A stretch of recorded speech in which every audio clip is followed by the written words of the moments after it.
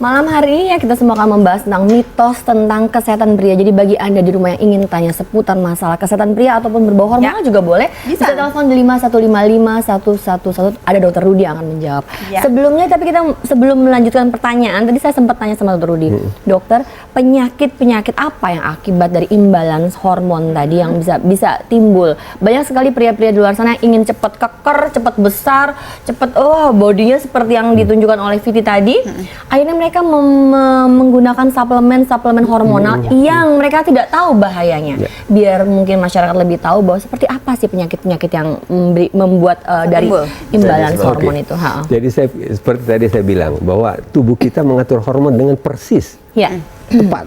Nah, kalau kita dapat supply dari dalam, dari luar maksudnya, itu pabrik di dalam tubuh kita, terutama pria, ada pabrik namanya testis. Ya, itu akan berhenti. Padahal kita tahu tubuh dia testis inilah memproduksi hormon testosteron. Dan sebagainya ya. Nah, kalau dia berhenti produksi, otomatis testosteronnya tidak ada lagi. Tapi tubuh kita mengenal ada karena dari luar. Nah, dia ngapain lagi bekerja, dia diam aja. Suatu saat dia mengecil. Ini biasanya disebut dengan hipogonadism. Jadi gonadnya itu mengecil. Nah, orang-orang ini nanti hormonnya habis. Dan dia juga kalau mau punya keturunan sulit dong dokter ya? Relatif akan sulit. Jadi pabriknya tutup, orang ini nanti harus disuplai dengan hormon terus. Nggak mungkin. Dan itu akan menyebabkan masalah baru. Dan khususnya bisa ke bagian kesuburan pria juga bisa. Sebelumnya kita melanjutkan dokter Rama. Pertanyaan tadi nanti dijawab oleh suara. Baru dua tadi yang dijawab oleh suara. Dokter Rudy mungkin sebagian sudah mendengar. Sisanya dia harus menjawab. Nanti mungkin dokter Rudy bisa meng-cross check apakah ada sesuatu kelainan atau kekurangan hormon pada suara. Ini imbalance ataupun tidak dari kadar testosteron, dok. Lanjutkan mungkin yang kedua. Ya, boleh.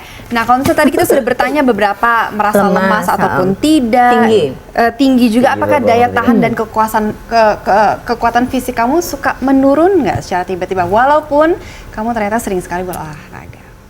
Enggak sih untungnya. Nah, benar ini. Benar. Ini kan gara-gara kita tes kan? Dia jawabannya nggak semua. Nggak tiba-tiba. Salah ya, harusnya nggak berkas tahu ya. Oke, suara. Ini jawabannya harus jujur. Kalau nggak jujur ketahuan karena di sini 3 dokter. Boleh. Oke, kamu sering merasa kesal nggak dan mudah marah akhir-akhir ini? Kalau dimarahin pacar itu marah nggak? Kalau akhir-akhir ini sih enggak, cuman memang memiliki kecenderungan mudah marah, temperamen. Kamu jawabannya jujur, saya suka itu. Jujur ya. Itu karena karena jiwa muda. Karena climate change kan panas kan. Bisa juga lain. Tenang aja. Bukan, dia memberikan kejujuran bahwa saya tuh tipikalnya memang agak-agak sedikit temperamen dong Rama. Tapi bukan hormonnya, tapi memang tipikalnya. Oke, berlanjut. Lanjut ke tes selanjutnya. Apakah kamu seperti ini kita harus tanya ya? Oke, baiklah. Apakah kamu merasa adanya perubahan atau penurunan prestasi kerja? Pada saat kamu lagi konsentrasi tuh kayaknya susah. Biasa ngangkat ember misalnya 10, gitu tiba-tiba cuma bisa ngangkat 1. Analoginya kayak ember aja. Enggak sih. Kamu kayak zaman dulu banget sih. Ya kan mesti ngangkat pacarnya nggak mungkin. Oh iya. Baik. Merasa nggak kekurangan mengangkat sesuatu kekuatannya gitu? Kehilangan fokus sesaat gitu. Enggak sih. Enggak. Ini kan bagus, kayaknya bagus banget ya semuanya. Serba enggak. Sering ngantuk nggak? Atau tertidur setelah makan malam? Setelah makan malam? Suka ngantuk nggak gitu? Malah enggak. Melek ya? Kalau saya iya langsung jadi ular dong kalau kayak gitu. Ngantuk. Nah, tadi sudah ada beberapa pertanyaan. Tanya dokter Rudy lagi udah ketahuan jawabannya. Ada beberapa pertanyaan tadi kita sudah bertanya kepada suara tentang tes kadar testosteron. Nah, dokter Rudy tadi sudah mendengarkan sedikit banyak dan sekarang ayo dokter Rudy kita berikan sekarang masukan kepada suara dan apakah benar mengukur kadar testosteron itu bisa kita rasakan ataupun kita tanya begitu saja? Saya kira sangat mungkin ya. Jadi prinsipnya begini. Kadar testosteron itu paling tinggi di usia-usia 25-30. Dan dia akan menurun terus sesuai dengan naiknya usia. Biasanya beberapa buku menulis bahwa setelah umur 30 tahun, kadar testosteron itu turun 2% per tahun. Jadi itu yang kadang-kadang harus hati-hati. Biasanya orang-orang di bawah 30 masih tiba-tiba suatu saat dia latihan kok nggak naik-naik lagi. Itu harus Karena memang itu harus turun. Memang itu turun. Nah, kita harus jaga di situ. Bahkan dikatakan pada usia 50-an itu kadar testosteron sudah 50% dari usia 25 tahun itu. Otomatis kalau ditanya usia orang-orang di bawah 30, mungkin pertanyaan itu semuanya ada, semua positif. Karena memang kadarnya sedang tinggi-tingginya. Ya itu sangat mungkin kita tanya, mungkin pertanyaan ini agak valid mungkin kalau orang sudah di atas usia ya. Iya, betul. Kalau tanya sama dia jelas aja masih bagus, masih muda. Baiklah. Dokter, sekarang gantian Dokter Rudy yang kita tanya. Iyalah kan. Kita bukan kadar testosteron dokter yang tanyakan. Tapi di sini ada mitos-mitos dokter. Mungkin dikatakan bahwa benar atau salah ya dokter, tolong di cross check bahwa dikatakan bahwa testosteron itu menyebabkan kanker prostat. Benar atau salah tuh dokter? Kalau kita sebut hanya testosteron itu barangkali ragu jawabnya. Ragu jawabannya. Tapi mungkin kalau testosteron kalau dipakai berlebih bisa menyebabkan kanker, ya. Dipakai berlebih. Contohnya seperti tadi ditambah dengan suplemen dan sebagainya gitu. Bisa. Makanya biasanya kalau orang ada kecenderungan kanker pria ya, prostat itu sama sekali memang tidak dianjurin. Dan ini ada yang menarik lagi nih Dokter Yanti dan juga Suara, bahwa ternyata kadar testosteron yang tinggi itu bisa menyebabkan yang namanya kebotakan. Kamu mesti aware tuh, benar atau tidak dok? Nanti kita tahan dulu jawabannya karena sesaat lagi kita akan kembali. Jadi tetaplah bersama kami di Kata Siapa? Kata Dokter. Ya, pemirsa, kembali lagi bersama kita di Kata Dokter. Jangan lupa Anda masih bisa menelpon ke sini ke 5155111. Kita akan membicarakan tentang kesehatan pria dan juga hormon pada malam hari ini. Tadi pertanyaan saya adalah, sebenarnya kalau kita mengetahui apakah benar kadar hormon testosteron itu turun ataupun tidak dari rambut dok, kebotakan pada pria, valid nggak sih sebenarnya kita bisa mengatakan bahwa ternyata kalau misalnya dia botak berarti kadar hormonnya turun? Oh tidak, justru sebaliknya. Jadi kita bicara botak ini rambut kepala ya. Biasanya kalau hormonnya tinggi, testosteron tinggi itu mudah botak. Mudah botak? Ya, karena di akar rambut kita itu ada kelenjar minyak, nama kelenjar sebasea. Di situ ada reseptor testosteron.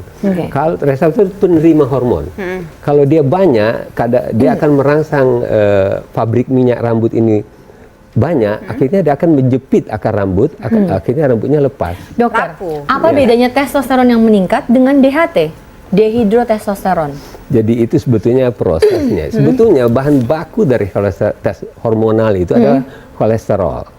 Nah itu salah satu step dari pembentuknya itu dehidroepiandrosterone. Nanti dia ke bawah lagi, akhirnya yang satu jadi hormon perempuan, yang satu jadi hormon. Sebetulnya ada lagi samping-sampingnya itu kortisol, aldosteron di situ. Ya tapi kita kalau kita bicara hormonal, kita bekerja di situ. Jadi sebetulnya dia step di atasnya. Karena gini dok, ada dikatakan bahwa saya pernah membaca di salah satu jurnal, dikatakan bahwa seorang pria mengalami kebotakan atau alopecia androgen kita bilangnya, itu disebabkan karena hormon testosteronnya itu berubah menjadi dehidrotestosteron atau DHT, itu yang menghambat pertumbuhan rambutnya. Bagaimana itu dok? Jadi sebetulnya yang penting kita ini adalah hormon testosteron itu sebetulnya yang penting ada free testosteron, testosteron bebas, dan itu jumlahnya sedikit, hanya 2%. Yang lainnya itu terikat oleh protein. Ada yang terikat oleh namanya albumin, itu kurang lebih 38%. Yang terikat namanya SHBG itu seks hormon binding globulin, itu 60%. Nah, biasanya orang dilihat total testosteronnya bagus, tapi free testosteronnya itu rendah. Jadi tidak ada artinya gitu. Kamu mau tanya nggak? Mau. Ini sebenarnya aku agak penasaran sama masalah kadar testosteron dalam pria ya. Kalau misalnya tadi ada salah satu pertanyaan yang libido tinggi besar itu, terus bagaimana dengan orang-orang yang misalnya kan kalau kita sering jumpain di dunia perfitnessan itu kan ada yang ke wanitaan juga tuh kan, tapi dia laki-laki gitu, itu kadar testosteron mereka lebih ke feminin ya? Iya, itu gimana gitu? Apa sama besarnya dengan laki-laki normal pada umumnya gitu? Ya berbeda sih ya. Jadi testosteron memang jadi begini. Testosteron sebetulnya kita sebut testosteron, tapi sebetulnya nama benarnya itu adalah androgenik anabolic steroid, AAS. Nah, jadi androgenik yang kita sebut tadi itu, ya, dia bikin sebuah di bidang apa itu androgen lah, apa namanya seksual ya. Oke. Nah, ya, biasanya yang perempuan itu dia pakai efek anaboliknya. Anabolik itu artinya membangun sel. Ya. Itulah efek yang biasa dipakai oleh orang-orang di gym itu. Jadi anabolik dia membangun sel. Terus testosteron sedikit selain anabolik, dia juga punya fungsi mengurangi lemak, lipolisis. Jadi testosteron itu anabolik, lipolisis. Dua hal ini yang selalu dipakai di penyalahgunaan di gym. Tapi akibatnya apa? Justru yang tadi saya bilang, fungsi androgeniknya bermasalah. Karena tadi dia masukkan fungsi testisnya menyempit, habis. Oke, dokter. Kita masih berbicara ada mitos satu lagi, dokter Rama. Benar belum sekali, kita masih ditanyakan. membicarakan seputar imbalance hormon ini. Kalau misalkan pada perempuan terjadinya imbalance hormon itu biasanya kita lebih sensitif ya kan, lebih perasa, mudah nangis dan sebagainya. Cengeng deh pokoknya. Benar. Cengeng kalimatnya, benar sekali. Nah, kalau pada pria, kalau pada pria itu lebih kepada sensitif, mudah marah ya kan, meledak-ledak, berapi-api seperti itu. Nah, apakah benar itu kalau misalnya kita bisa melihat dua perbedaan itu dari kubu wanita dan pria itu kita bisa mengatakan bahwa mereka ya adanya imbalance hormon, dan bagaimana kita bisa membedakan bahwa ternyata sikap seperti itu adalah karena imbalance hormon atau dikarenakan temperamennya atau apa? Gimana dok? Tapi sebetulnya ya hubungan antara agresivitas itu dengan hormon testosteron masih dalam perdebatan. Tapi biasanya memang ada kecenderungan orang itu lebih agresif. Ya, karena kecenderungan itu lebih agresif. Agresif itu lebih meledak-ledak. Betul, karena mungkin ya badan tambah gede, tambah kuat, selalu merasa superior ya. Jadi itu tapi sebetulnya direct dia berhubungan dengan agresivitas masih dalam perdebatan. Suara, kamu tidak merasa superior kan? Kaget langsung. Dia bukan superior tapi inferior. Baiklah, Dokter Rudi. Terkadang ya kita suka melihat orang-orang itu kan memperbesar tubuh, tadi sudah dikatakan ya. Kan kalau misalnya nih kan dikatakan dokter bahwa dengan memperbesar tubuh ya saya mesti mengalah, dokter. Saya terima telepon dulu ya. Halo, selamat malam. Halo.